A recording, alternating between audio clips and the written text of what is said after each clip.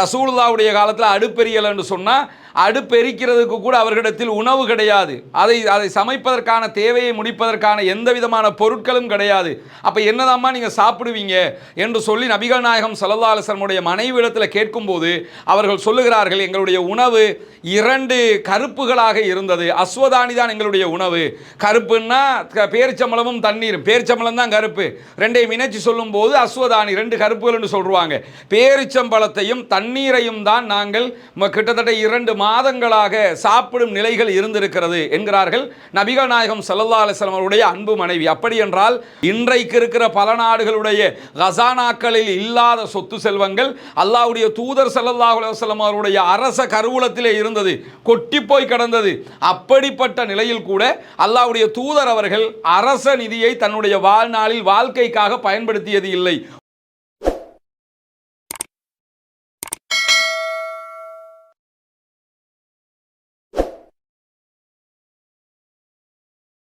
அன்பிற்கினிய சகோதர சகோதரிகளே, நம் அனைவர் மீதும் ஏக இறைவனுடைய அமைதியும் கருணையும் உண்டாகட்டுமாக.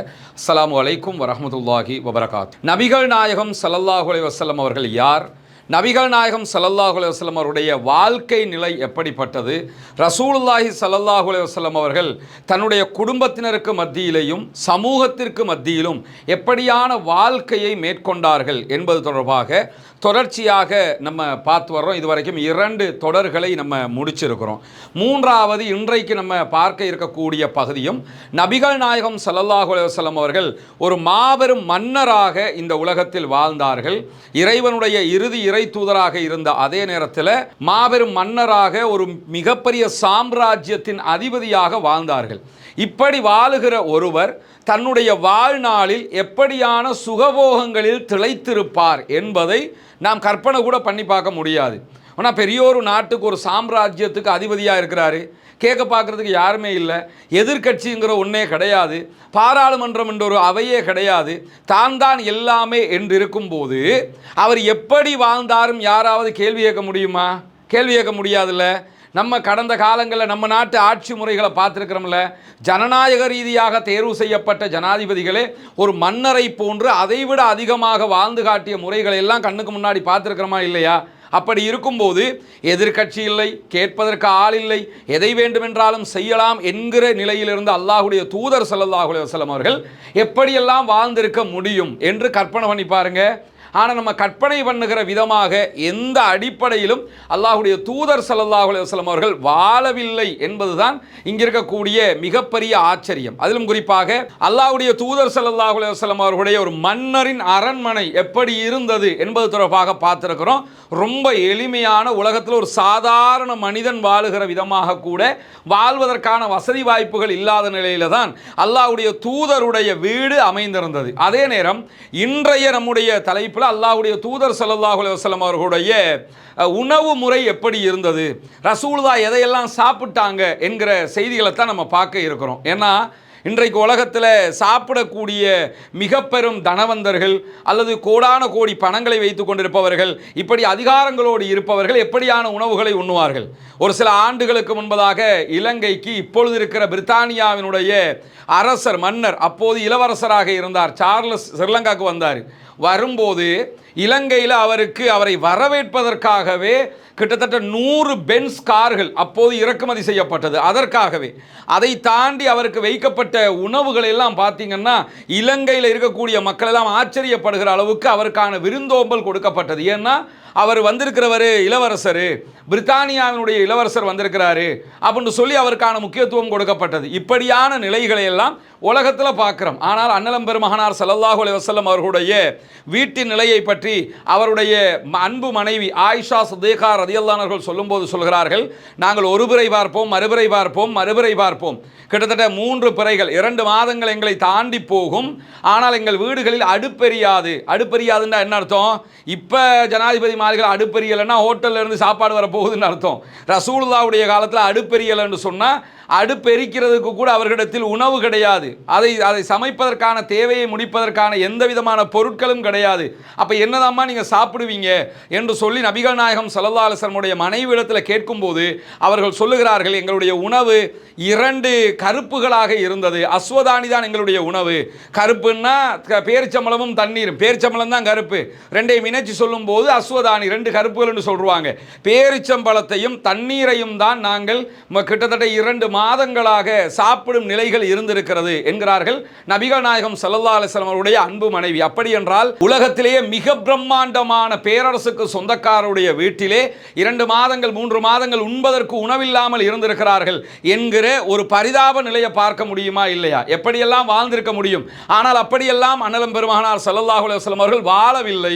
இதை தாண்டி நபிகள் நாயகம் ஸல்லல்லாஹு அலைஹி வஸல்லம் அவர்களை பற்றி வரக்கூடிய மேலதிகமான பல செய்திகள் சஹீஹுல் புகாரியிலேயே இருக்கிறது. ஸஹல் இப்னு ஸஅத் ரலியல்லாஹு அன்ஹு அவர்களிடத்தில் ஒருவர் போய் கேட்கிறார், நபிகள் நாயகம் ஸல்லல்லாஹு அலைஹி வஸல்லம் அவர்கள் தோல் நீக்கப்பட்ட கோதுமை மாவிலே சமைக்கப்பட்ட ரொட்டியை சாப்பிட்டதுண்டா அப்படின்னு கேட்குறாங்க. இப்போ நம்ம சாப்பிட்ற ரொட்டி எல்லாம் இருக்குதுல்ல, கோதுமை ரொட்டி, அந்த கோதுமை மாவு தான் நம்மக்கிட்ட வருது, பவுடராகவே நம்மக்கிட்ட வந்துடுது. ஆனால் ரசூலுல்லாஹி ஸல்லல்லாஹு அலைஹி வஸல்லம் அவர்களை பற்றி கேட்கப்படுகிற போது தோல் நீக்கப்பட்ட கோதுமையினால் செய்யப்பட்ட அந்த மாவினால் செய்யப்பட்ட ரொட்டியை சாப்பிட்டுருக்கிறாங்களான்னு கேட்கும்போது அதற்கு ஸஹல் இப்னு ஸஅத் ரலியல்லாஹு அன்ஹு அவர்கள் சொல்கிறார்கள், இறைவன் மீது ஆணையாக, அல்லாஹ்வின் மீது சத்தியமாக, அல்லாஹ்வுடைய தூதர் ஸல்லல்லாஹு அலைஹி வஸல்லம் அவர்கள் இறைவனுடைய தூதராக அனுப்பப்பட்டதில் இருந்து மரணிக்கிற வரைக்கும் சலிக்கப்பட்ட மாவினால் செய்யப்பட்ட ரொட்டியை சாப்பிட்டதே கிடையாது. அதாவது தோல் நீக்கப்பட்ட கோதுமையினால செய்யப்பட்ட ரொட்டியை சாப்பிட்டதே கிடையாது எனும்போது வந்த மனிதர் கேட்கிறார், ஏன் உங்களிடத்தில் சல்லடைகளை இருக்கலையா, அதை சலிச்சு எடுத்து மாவாக்கி அதை ரொட்டி சுட்டு அப்படி சாப்பிட்றதுக்கு சல்லடை இருக்கலையா என்று கேட்கும்போது அதற்கும் ஸஹல் இப்னு ஸஅத் ரலியல்லாஹு அன்ஹு சொல்கிறார்கள், அல்லாஹ்வின் மீது ஆணையாக நபிகள் நாயகம் ஸல்லல்லாஹு அலைஹி வஸல்லம் அவர்கள் அல்லாஹ்வின் தூதராக அனுப்பப்பட்டது முதலாக சல்லடையை கூட கண்ணால் கண்டது கிடையாது. மாவை சலிக்கிறதுக்குரிய சல்லடை இருக்குதுல்ல, அதை கூட கண்ணால் கண்டது கிடையாது. அதை வாங்குறதுக்கு கூட பணம் கிடையாது ரசூலுல்லாஹ்வுக்கு. அப்படியான நிலையில் தான் இருந்தார்கள். அப்பொழுது வந்த மனிதர் மீண்டும் கேட்கிறார், தோல் நீக்கப்படாத அந்த கோதுமையை எப்படித்தான் நீங்க சாப்பிடுவீங்க போது நாங்கள் திருகையில் போட்டு அதை அரைப்போம், அரைச்சதோட அது கொஞ்சம் வெடிச்சு சிதற மாதிரி ஆகிரும், அதுக்கு பிறகு அதனுடைய உமியை எல்லாம் ஊதி விட்டு விடுவோம், ஊதி விட்டுட்டோம்னா அதில் மாவு மட்டும் மிஞ்சிரும், அதற்கு பிறகு அதை தண்ணீரில் குழைத்து சாப்பிடுவோம் என்கிறார்கள். இந்த செய்தி சஹீஹுல் புகாரியிலே பதிவு செய்யப்பட்டிருக்கிறது. உலகத்தையே ஒரு பெரும் பகுதியை ஆண்ட ஒரு மாமன்னர், அவருடைய வீடு எப்படி இருந்தது, அவருடைய உணவுகள் எப்படி இருந்தது என்பதை பார்க்கும்போது ஆச்சரியமாக இல்லையா? அல்லாஹ்வுடைய தூதர் ஸல்லல்லாஹு அலைஹி வஸல்லம் அவர்கள் மாமன்னருடைய உணவை உண்ண வேண்டியதில்லை, ஒரு சாதாரண மனிதனுடைய உணவை உண்ணுவதற்கு கூட வழியில்லாத நிலையில் இருந்திருக்கிறார்கள். யாரிடத்திலும் கையேந்தியது கிடையாது, பொதுமக்களுடைய சொத்துக்களை அபகரித்தது கிடையாது. நினைத்திருந்தால் இவ்வளவுக்கு நம்ம நினைக்கலாம், ரசூலுல்லாஹ்வுடைய கஸானாவில் அரச கருவூலத்தில் காசு இல்லையோ அப்படின்னு நினைச்சிடலாம். அரச கருவூலம் எல்லாம் நினைச்சு கூட பார்க்காத அளவுக்கு நிறைந்திருந்தது. இன்றைக்கு இருக்கிற பல நாடுகளுடைய கஸானாக்களில் இல்லாத சொத்து செல்வங்கள் அல்லாஹ்வுடைய தூதர் ஸல்லல்லாஹு அலைஹி வஸல்லம் அவருடைய அரச கருவூலத்திலே இருந்தது, கொட்டி போய் கிடந்தது. அப்படிப்பட்ட நிலையில் கூட அல்லாஹ்வுடைய தூதர் அவர்கள் அரச நிதியை தன்னுடைய வாழ்நாளில் வாழ்க்கைக்காக பயன்படுத்தியது இல்லை, உணவுக்காக பயன்படுத்தியது இல்லை. சஹீஹுல் புகாரியில் வரக்கூடிய இன்னும் ஒரு நபிமொழியை பாருங்க. அபூ ஹுரைரா ரலியல்லாஹு அன்ஹு அவர்கள் அறிவிக்கிறார்கள், நபிகள் நாயகம் ஸல்லல்லாஹு அலைஹி வஸல்லம் அவர்கள் மரணிக்கிற வரைக்கும் நாங்கள் 3 நாட்கள் தொடர்ந்து வயிறார உண்டதில்லை.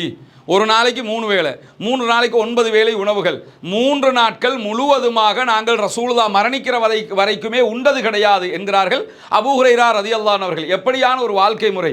3 நாட்கள் தொடர்ந்து சாப்பிடுவதற்கு இறைவனின் இறுதி இறை தூதர் ஒரு மாமன்னருக்கு உணவு இல்லாமல் இருந்திருக்கிறது. அவங்க நினைச்சிருந்த அள்ளி கொட்டுறதுக்கு ஆட்கள் இருக்கிறாங்க, ஆனால் அப்படி பெற்றுக்கொண்டு அவர் உணவாக அதை ஆக்கிக் கொள்ள விரும்பவில்லை என்பது தெரிகிறதா இல்லையா? இதே செய்தியை நபிகள் நாயகம் ஸல்லல்லாஹு அலைஹி வஸல்லம் உடைய அன்பு மனைவி ஆயிஷா ரலியல்லாஹு அன்ஹா அறிவிக்கிறார்கள். அதுவும் சஹீஹுல் புகாரிலே இருக்கிறது. மதீனாவுக்கு நாங்கள் வந்தது முதலாக வயிறார 3 நேரம் நாங்கள் சாப்பிட்டது கிடையாது என்கிறார்கள். இதுதான் நபிகள் நாயகம் ஸல்லல்லாஹு அலைஹி வஸல்லம் அவருடைய உணவினுடைய நிலையாக இருந்திருக்கிறது. அதுக்காக நம்ம சாப்பிடாம இருக்கணும்னு நான் சொல்ல வரல. அப்படி இஸ்லாமும் நமக்கு கற்றுத்தரல. நம்ம சாப்பிடலாம், சாப்பிடுவதற்குரிய வரைமுறைகள், ஒழுக்கங்கள், அதற்குரிய கற்பிதங்கள் எல்லாம் நமக்கு இருக்கிறது. ஆனால் நம்ம என்ன புரிஞ்சுக்கிறோம்னா, உலகத்தின் பெரும்பகுதி நிலப்பரப்பை கையிலே வைத்துக் கொண்டிருந்த ஒரு சாம்ராஜ்யத்தின் அதிபதி, ஒரு மன்னர், மாமன்னர் நபிகள் நாயகம் ஸல்லல்லாஹு அலைஹி வஸல்லம் அவருடைய உணவின் நிலை இதுதான். எனவே உலகத்தில் இருக்கக்கூடிய எந்த ஒரு ஆன்மீக தலைவரும், ஆன்மீகத்தை போதித்தவர்களும், எந்த ஒரு குருக்களும், மடாதிபதிகள் யாரை நீங்கள் எடுத்துக்கிட்டாலும் இப்படி ஒருவர் வாழ்ந்து காட்டிய முறையை இந்த உலகத்தில் யாரும் வாழ்ந்து காட்டியதாக நீங்கள் பார்க்க முடியாது. அதை நாம் புரிந்து கொள்வதுதான் இந்த தொடரினுடைய மிக பெரும் நோக்கமாக இருக்கிறது. நமக்கெல்லாம் தெரியும், கடந்த ரமலானுடைய மாதத்தில் இஸ்லாத்தை ஏற்றுக்கொண்ட ஒரு 14 குடும்பங்களுக்கான வீடுகளை கட்டுகிற ஒரு பணியை நம்ம ஆரம்பிச்சிருந்தோம். அல்லாஹ்வினுடைய உதவியால் நீங்கள் செய்த தான தர்மங்கள், ஜகாத் நிதிகளால் அல்ஹம்துலில்லாஹ் 5 குடும்பங்களுக்கான வீடுகள் முழுமையாக கட்டி கொடுக்கப்பட்டு அவர்களுடைய கைகளிலேயே ஒப்படைக்கப்பட்டு விட்டது.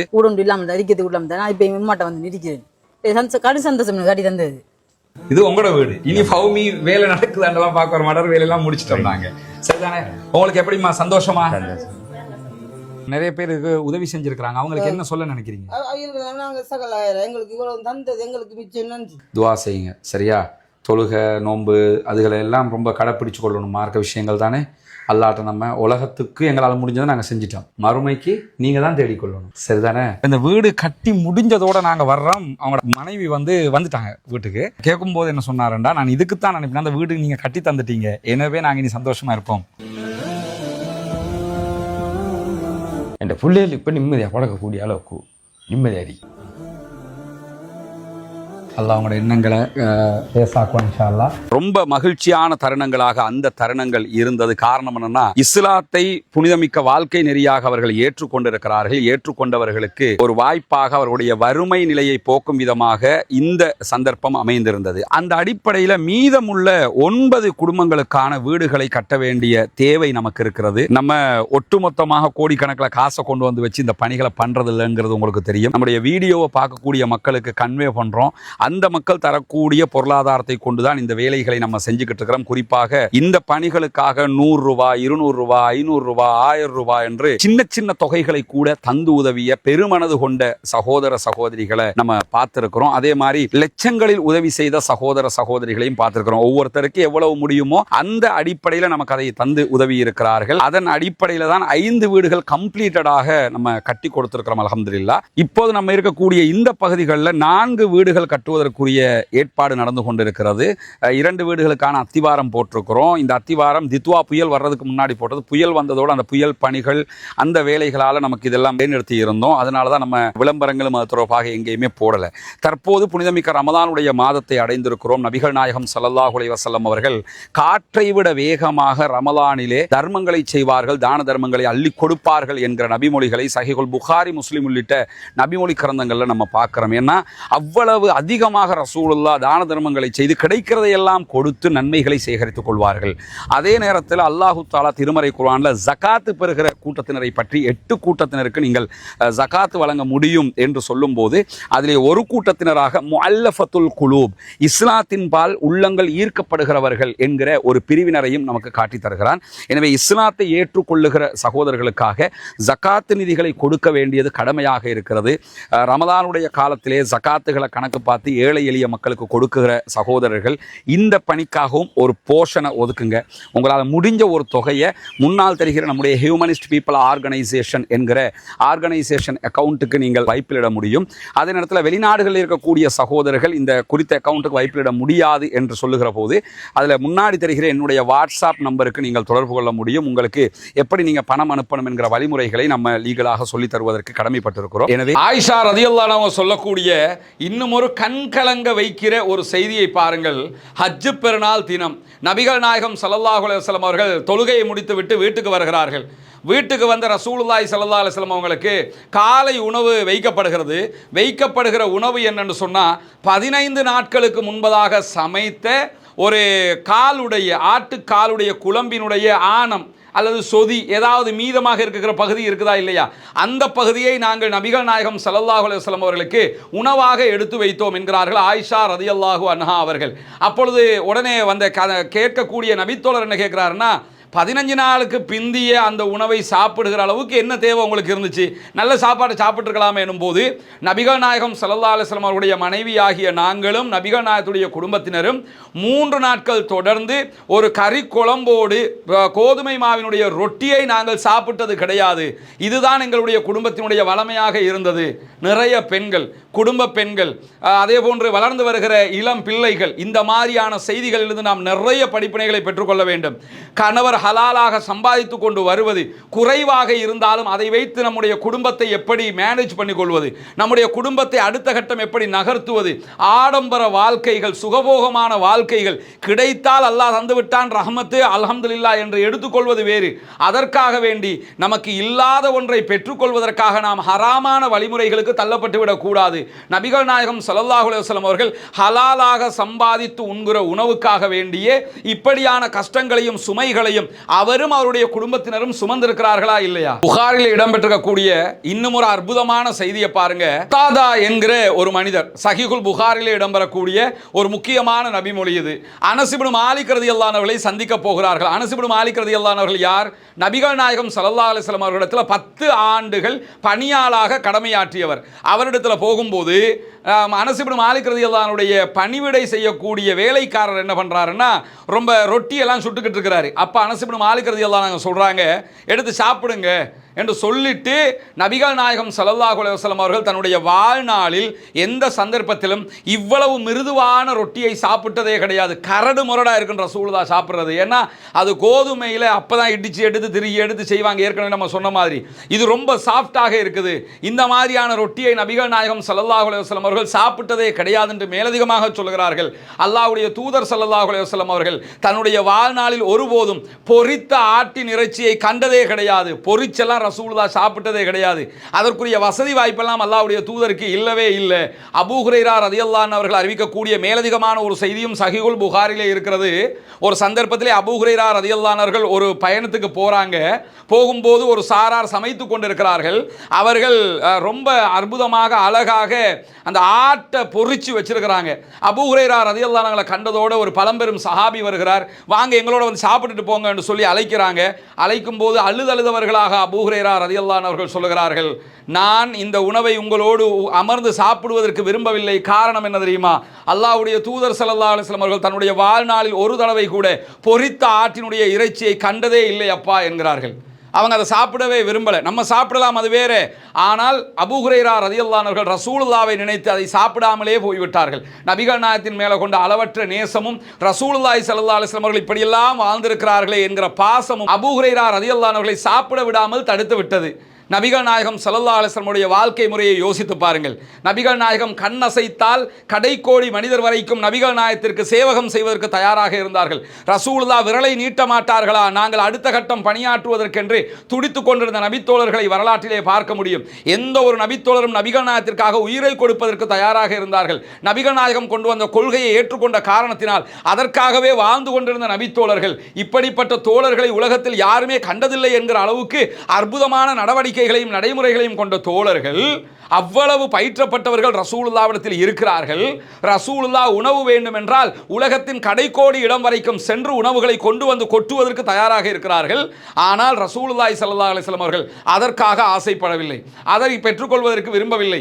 அப்படியான உணவுகளுக்கு ஆசைப்பட்டு தன்னுடைய வாழ்நாளை கழிக்கவில்லை. என்னால் எது முடியுமோ அதை உண்டு கழித்து விட்டு உடுத்து மகிழ்ந்து விட்டு நான் இந்த உலகத்தை விட்டு பிரிய போகிறேன் என்பதைத்தான் அல்லாஹ்வுடைய தூதர் ஸல்லல்லாஹு அலைஹி வஸல்லம் அவர்கள் தன்னுடைய வாழ்நாள் பயிற்சியாகவே கொண்டிருந்தார்கள் என்பதை இந்த நபிமொழிகள் எல்லாம் நமக்கு காட்டுவதை நம்ம பார்க்க முடியும். புகாரிலே பதிவாகி இருக்கக்கூடிய இன்னும் ஒரு நபிமொழியை பாருங்கள். ஷுஐப் ரலியல்லாஹு அன்ஹு அவர்கள் நபிகள் நாயகம் ஸல்லல்லாஹு அலைஹி வஸல்லம் அவர்களை பற்றி தன்னுடைய வேலைக்காரரிடம் வந்து சொல்கிறார்கள், நான் அல்லாஹ்வுடைய தூதர் ஸல்லல்லாஹு அலைஹி வஸல்லம் அவர்களை பார்த்தேன். அவருடைய முகத்தில் பசியினுடைய கொடுமையை நான் பார்க்குறேன். அப்படி முகமெல்லாம் வாடி வதங்கி போயிருக்குது. நபிகள் நாயகத்திற்கும் அவரோடு சேர்த்து ஒரு 50 நபர்களுக்கும் ஒரு உணவை சமைங்க, அவன் ஜாம்னு வந்து சாப்பிடணும், அதுக்கேற்ற மாதிரி ரெடி பண்ணுங்க அப்படிங்கிறாங்க. அவர் ரெடி பண்ண ஆரம்பிச்சிட்டாரு. நேர ரசூலுல்லாஹி ஸல்லல்லாஹு அலைஹி வஸல்லம் அவர்கிட்ட போய் சொல்றார், யார் ரசூலுல்லாஹ், இன்னைக்கு உங்களுக்காக ஒரு ஸ்பெஷல் சாப்பாடு, ஒரு 50 பேரை நீங்கள் கூட்டிக்கிட்டு வரலாம் அப்படின்னு சொல்லிட்டு விட்டாங்க. ரசூலுல்லாஹி ஸல்லல்லாஹு அலைஹி வஸல்லம் அவர்களும் 50 பேரை அழைத்து கொண்டு போகும்போது 51வது ஒரு நபரும் இணைந்து கொள்கிறார். ஷுவைப் ரலியல்லாஹு அன்ஹு இடத்துல போறாங்க ரசூலுல்லாஹ், போய் சொல்றாங்க, ஷுவைபே நீங்கள் 50 நபர்களை அழைத்து கொண்டு வர சொன்னீர்கள், எங்களோடு எக்ஸ்ட்ரா ஒரு ஆளும் சேர்ந்து வந்துட்டார், நீங்க விரும்பினா அவரையும் நான் சாப்பாட்டில் சேர்த்துக்கிறேன், இல்லைன்னா அவரை போக சொன்னா போயிடுவாரு, நீங்கள் விரும்புகிறது தான் நடக்கும் அப்படிங்கிறாங்க. உடனே ஷுவைப் ரலியல்லாஹு அன்ஹு அவர்கள் அவரும் இந்த உணவிலே இணைந்து கொள்ளட்டும் யா ரசூலல்லாஹ் என்று சொல்லிவிடுகிறார்கள். அவரும் இணைக்கப்பட்டு அந்த உணவுகள் பரிமாறப்படுகிறது. இந்த சம்பவத்திலிருந்து நம்ம உணர்கிற ஒரு முக்கியமான அம்சம் என்னன்னு கேட்டா, அல்லாஹ்வுடைய தூதர் ஸல்லல்லாஹு அலைஹி வஸல்லம் அவர்களும் திண்ணை தோழர்களாக அஸ்ஹாபு சுஃபாக்களாக மஸ்ஜிது நபவிக்கு வெளியிலே உணவுகள் இன்றி தவித்துக் கொண்டிருந்த சஹாபாக்களும் எங்களை யாராவது உணவு உண்பதற்காக அழைத்தால் நாங்கள் போவதற்கு தயார் என்கிற நிலையில் இருந்திருக்கிறார்கள். ஏன்னா உணவு பற்றாக்குறை, சாப்பிடுவதற்கு வழி இல்லை. உடனே அழைத்ததோடு ரசூலுல்லாஹி ஸல்லல்லாஹு அலைஹி வஸல்லம் அவர்கள் சஹாபாக்களை அழைத்து கொண்டு போறாங்க. ஆனா எக்ஸ்ட்ரா ஒருத்தர் வந்துட்டார், அவர் சேர்த்துக்கிறவா வேணாமா? இதெல்லாம் நம்ம நபிகள் நாயகத்துடைய வழிமுறையில் தெரிந்து கொள்ள வேண்டிய விவகாரங்கள். ஒரு 2 பேர் சாப்பிட வாங்கினா 10 பேர் கிளம்பி போயிடுவாங்க. ஐ எம் சாரி, ஒரு 8 பேரை கூட கூட்டு வந்தேன் அப்படின்னு வாங்க. இதெல்லாம் நம்ம நடைமுறையில் பண்ணலாமா? நமக்கு உணவு தருகிறவருக்கு தொந்தரவாக நாம் மாறிவிடக்கூடாது. 50 பேரை கூட்டு வர சொல்லிருக்கிறாரு, ஒரே ஒரு ஆள் தான் எக்ஸ்ட்ரா போயிருக்கிறார். ஒருத்தரை கூட்டு வர சொல்லி 50 பேரை கூட்டு போகல, 50 பேர் வர சொன்ன இடத்துல ஒருத்தர் எக்ஸ்ட்ரா போயிருக்கிறாரு. அவரை நீங்க விரும்பினா நான் போச்சோன்னா போயிடுவார். அவர் என்ன செய்யன்னு அனுமதி கேட்கிறாங்க. அனுமதி கேட்டு விட்டுத்தான் அந்த சபையிலே அவர்கள் அமர வைக்கிறார்கள். இந்த நபி மொழி நமக்கு அப்படியான ஒரு பண்பாட்டையும் கற்றுத்தருகிறதா இல்லையா? நபிகள் நாயகம் ஸல்லல்லாஹு அலைஹி வஸல்லம் உடைய வாழ்க்கை வழிமுறை எப்படியாக இருந்தது? ரசூலுல்லாஹ்வுடைய உணவு நிலை எப்படி இருந்தது? அல்லாஹ்வுடைய தூதர் ஸல்லல்லாஹு அலைஹி வஸல்லம் அவருடைய அரண்மனை எப்படி இருந்தது என்பதையெல்லாம் பார்க்கும்போது நாம் எப்படி இருக்கிறோம், அல்லாஹ்வுடைய தூதர் அவர்கள் எப்படி இருந்தார்கள், நாம் இருப்பதற்கு மேலதிகமாக இன்னும் அது இல்லையா இது இல்லையா என்று யோசித்துக் கொண்டிருக்கிறோம். ஆனால் அல்லாஹ்வுடைய தூதர் ஸல்லல்லாஹு அலைஹி வஸல்லம் அவர்கள் மறுமைதான் என்னுடைய நிலையான வாழ்க்கையை நோக்கிய பயணம், இந்த உலக வாழ்க்கையிலே எனக்கு எது கிடைக்கிறதோ அதை கொண்டு என்னுடைய வாழ்க்கையை நான் நகர்த்தி கொள்ள வேண்டும் என்பதில் திடமாக இருந்திருக்கிறார்கள். உலகத்தையே ஆண்ட மாமன்னர், மிக ஒரு பெரிய சாம்ராஜ்யத்தை கையிலே வைத்துக் கொண்டிருந்தவர்கள், எதிர்க்கட்சிகளால் கேள்வி எழுப்ப முடியாத நிலையில் இருந்தவர்கள், விரல் நீட்டி கேட்பதற்கு யாரும் இல்லை என்கிற நிலையில் இருந்த அன்னலம் பெருமகனார் ஸல்லல்லாஹு அலைஹி வஸல்லம் அவர்களுடைய வாழ்க்கை எப்படி இருந்தது? எதை செஞ்சாலும் கேள்வி கேட்கறதுக்கு ஆளே இல்லை, ஆனா எதையுமே செய்யல. எதை சாப்பிட்டாலும் கேள்வி கேட்பதற்கு ஆள் இல்லை, ஆனால் எதையுமே சாப்பிடல. அரச கருவூலத்தையே மொத்தமாக எடுத்துக்கொண்டாலும் கேள்வி கேட்க யாரும் இல்லை, ஆனால் எடுக்கல. எப்படியான ஒரு வாழ்க்கை, எப்படியான ஒரு தூய்மை, எப்படியான ஒரு நேர்த்தியை, நேர்மையை, உண்மையை இந்த உலகத்திற்கு அல்லாஹ்வுடைய தூதர் ஸல்லல்லாஹு அலைஹி வஸல்லம் அவர்கள் காட்டிக் கொடுத்திருக்கிறார்கள். இதுவெல்லாம் நம்முடைய வாழ்க்கையில் வர வேண்டுமா இல்லையா? நாம் பயிற்றுவிக்கப்பட வேண்டிய இடத்தில் இருக்கிறோமா இல்லையா? எனவே இந்த மாதிரியான செய்திகள் எல்லாம் நமக்கு உள்ளத்திற்கு புடம்போடும், நம்முடைய வாழ்க்கையை அடுத்த கட்டம் நகர்த்தக்கூடியதாக இருக்கும் என்பதை நாம் புரிந்து கொள்ள வேண்டும். தொடர்ந்து நபிகள் நாயகம் ஸல்லல்லாஹு அலைஹி வஸல்லம் அவர்களுடைய அடுத்தடுத்த செயல்பாடுகள் எப்படி இருந்தது என்பதை பற்றிய உரைகளை அடுத்தடுத்த நாட்களில் பார்ப்போம். வாஹிரு தஅவானா அல்ஹம்துலில்லாஹி ரப்பில் ஆலமீன்.